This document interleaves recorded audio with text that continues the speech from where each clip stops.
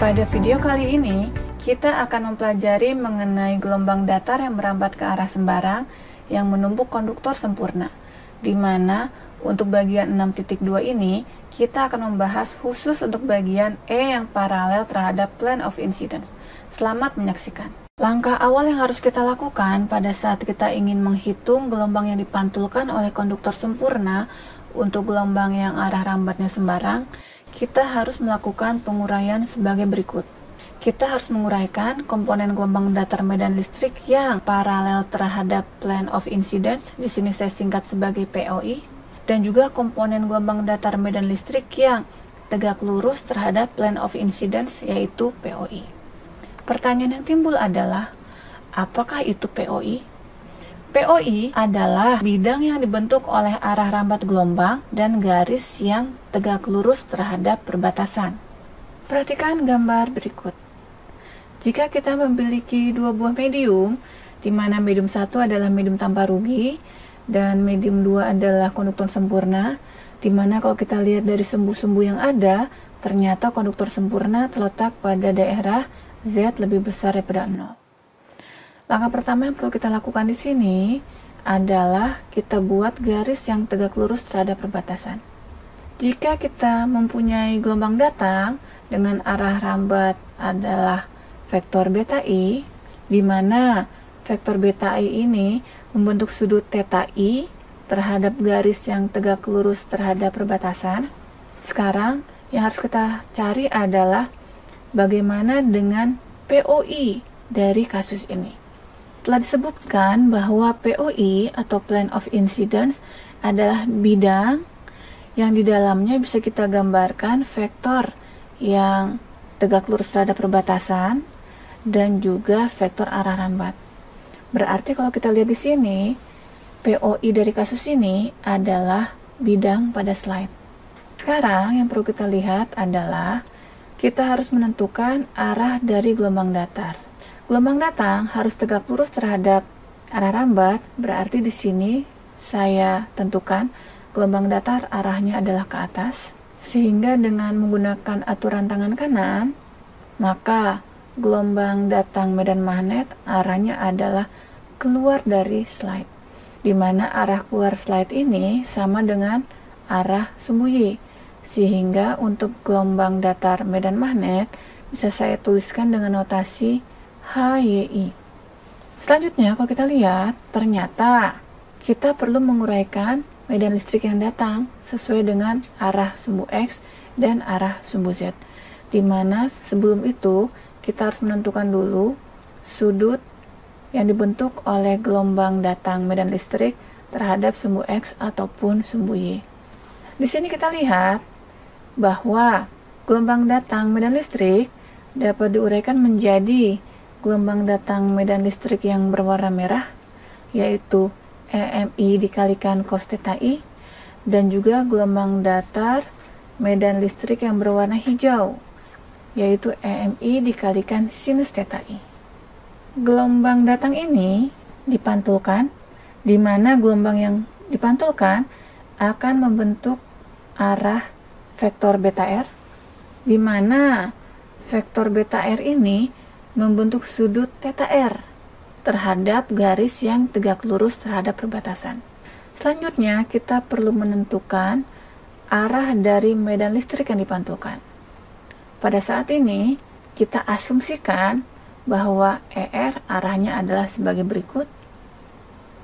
Dan sama seperti yang kita lakukan terhadap EI, di mana kita uraikan menjadi EI merah dan EI hijau, di sini juga kita lakukan bahwa ER merah adalah EMR kalikan cos theta R dan ER hijau adalah EMR dikalikan sinus theta R. Yang perlu kita ketahui pertama kali adalah bagaimana mencari vektor beta I dan juga vektor beta R. Vektor beta I dapat dilihat di persamaan berikut, di mana yang harus kita tentukan adalah besarnya theta X, di mana theta X adalah sudut yang dibentuk oleh sumbu X terhadap vektor beta, dapat kita lihat adalah sudut yang berwarna hijau. Theta Y adalah sudut yang dibentuk oleh vektor beta terhadap sumbu Y. Di sini adalah 90 derajat. Dan theta Z adalah sudut yang dibentuk oleh vektor beta dan juga garis sumbu Z, yaitu theta I. Sehingga bisa kita tuliskan bahwa vektor beta I sama dengan beta 1 dikalikan kosinus 90 derajat dikurangi theta I AX ditambah kosinus 90 derajat AY ditambah kosinus theta I AZ. Dengan kata lain, beta I bisa kita tuliskan sebagai berikut, yaitu beta 1 dikalikan sinus theta I AX ditambah cos theta I AZ. Selanjutnya, dengan cara yang sama, kita cari bagaimana vektor beta R. Vektor beta R adalah beta 1 kalikan cos theta X AX tambah cos theta Y AY tambah cos theta Z AZ. Theta X di sini adalah sudut yang dibentuk oleh sumbu X terhadap vektor beta R, di mana kalau kita lihat di sini besarnya adalah 90 dikurangi theta R.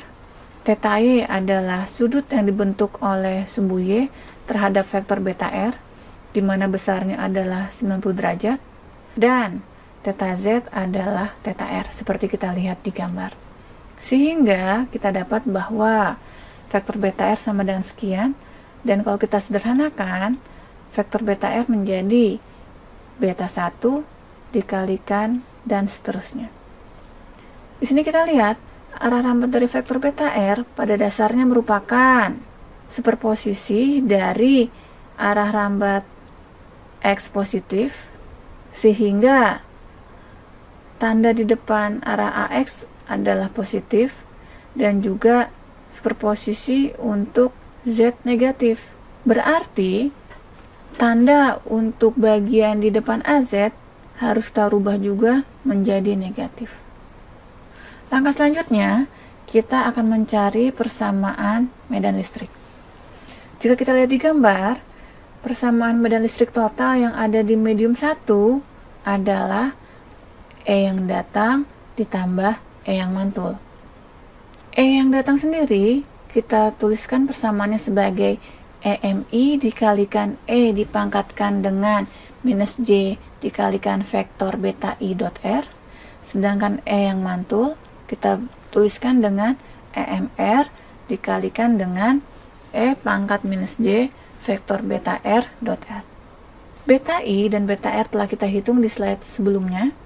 Maka dengan melakukan penguraian medan listrik menjadi E yang tangensial terhadap perbatasan yang berwarna merah dan E yang normal terhadap perbatasan, maka E yang tangensial terhadap perbatasan adalah EMI kalikan cos theta I dikalikan E pangkat minus J beta I dot R dikurang EMR dikalikan cos theta R dikalikan E pangkat minus J beta R dot R.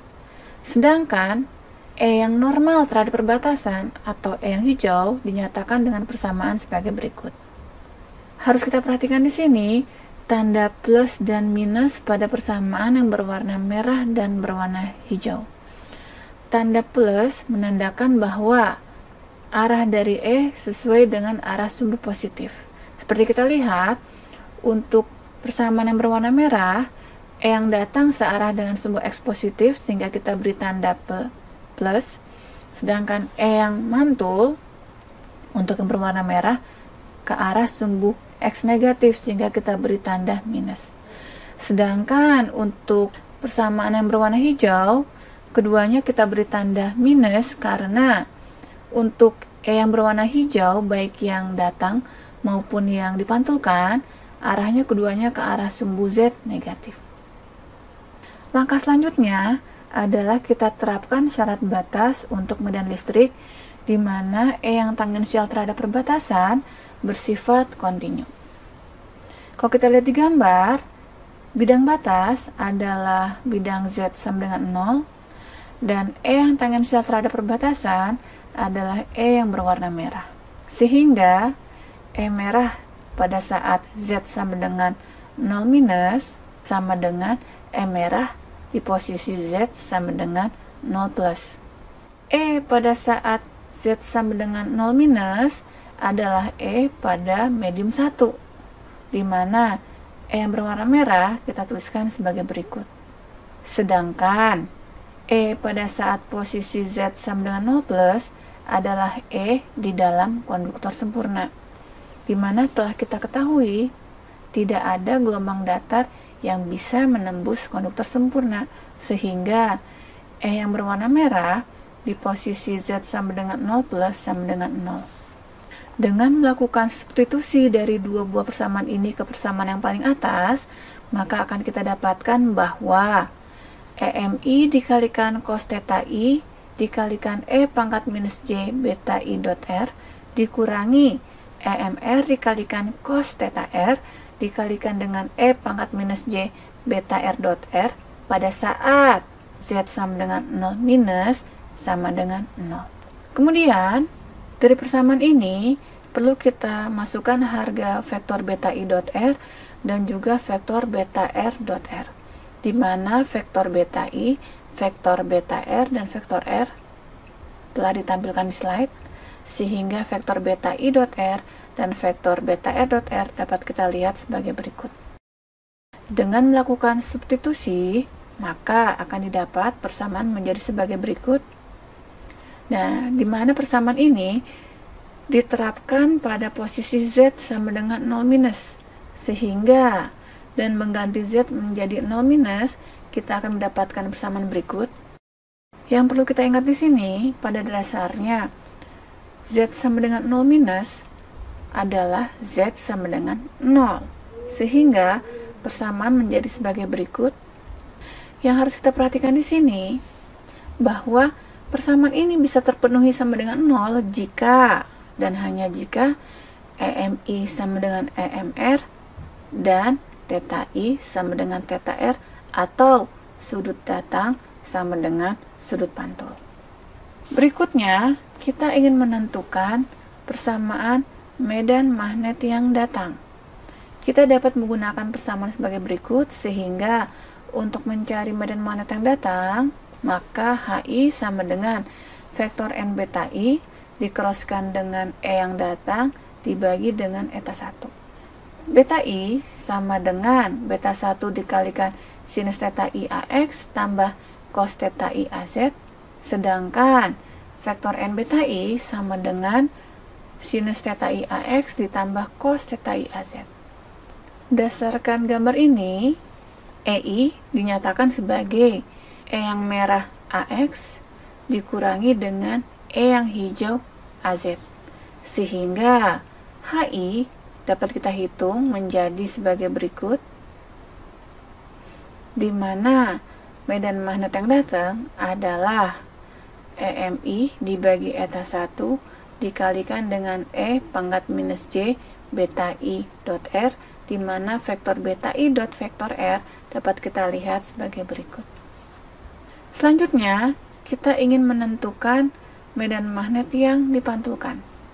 Dengan cara yang sama, kita menggunakan rumus bahwa medan magnet sama dengan vektor N beta dikeroskan dengan medan listrik dibagi dengan eta, sehingga kita dapatkan persamaan sebagai berikut, di mana vektor beta R, saya tuliskan kembali di sini sebagai beta 1 dikalikan sinus theta R AX dikurangi cos theta R AZ, dan vektor N beta R adalah sinus theta R AX dikurangi cos theta R AZ, dan ER sendiri dapat kita nyatakan dari gambar sebagai minus ER yang merah dengan arah AX dikurangi ER yang hijau dengan arah AZ. Sehingga dengan cara yang sama seperti pada saat kita mencari medan magnet yang datang, maka N beta R adalah sebagai berikut, ER adalah sebagai berikut, dan HR kita gunakan perhitungan dengan menggunakan rumus matriks sebagai berikut, sehingga akan kita dapatkan medan magnet yang datang adalah EMR dibagi eta 1 dikalikan dengan E pangkat minus J vektor beta R dot R dengan arah AY. Berdasarkan penjelasan di slide-slide sebelumnya, maka untuk kasus E yang paralel terhadap POI harus dipenuhi persyaratan sebagai berikut. EMI harus sama dengan EMR dan sudut datang harus sama dengan sudut pantul. Dan dari gambar di samping, diketahui bahwa persamaan untuk E yang datang adalah sebagai berikut. Persamaan untuk H yang datang adalah sebagai berikut. E yang dipantulkan adalah sebagai berikut, dan H yang dipantulkan adalah sebagai berikut. Dimana, kalau kita lihat lagi, karena EMI sama dengan EMR dan theta I sama dengan theta R, maka E yang dipantulkan dan H yang dipantulkan, persamaannya kita rubah menjadi sebagai berikut. Pertanyaan berikutnya adalah, bagaimana dengan besarnya daya untuk kasus E yang paralel terhadap POI? Untuk menghitung daya rata-rata, kita gunakan rumus setengah dikalikan real dari E dikroskan dengan H konjugat, di mana kita telah mengetahui bahwa E adalah vektor dengan arah AX dan AZ, sedangkan H adalah vektor dengan arah hanya di AI.